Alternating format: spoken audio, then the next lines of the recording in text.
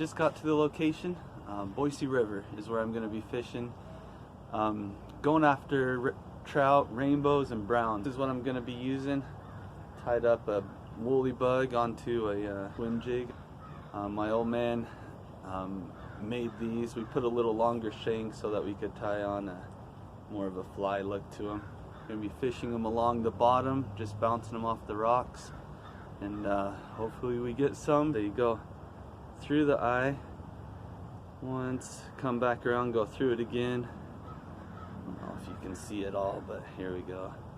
Then you just have a loop like that.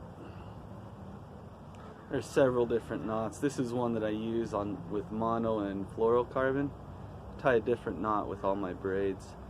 Then I wrap it around 4 times. And then I stick it through. If you can see, there's 2 loops. Stick the line through both loops. And then I always get it wet. If you don't, it tends to like melt the line and make it super strong with the friction, or super weak with the friction. All right, and there we go.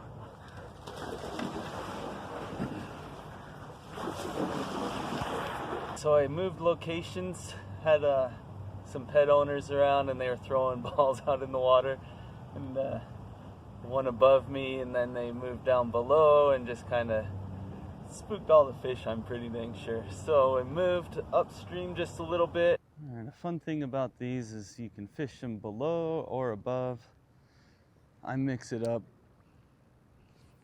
I don't know if it makes much difference, but catch them both ways. So it's kind of nice because they have enough weight that you can. Oh man! Oh, I had one right there.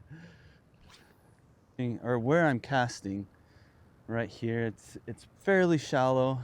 There are fish going to be in here, but it's probably knee deep, maybe a little mid thigh if you're in the very center. But what I'm looking for are like different patterns in the water, like a section of water that's going a little bit slower than the water right next to it. I call them seams. If you look over here, you can see right kind of towards the bank, there's like a slower area, and then swifter water is going next to it. And that's kind of where I like to fish. I think it's easier on the fish to dart in and out a different speed of water for the food, and so that's where oh.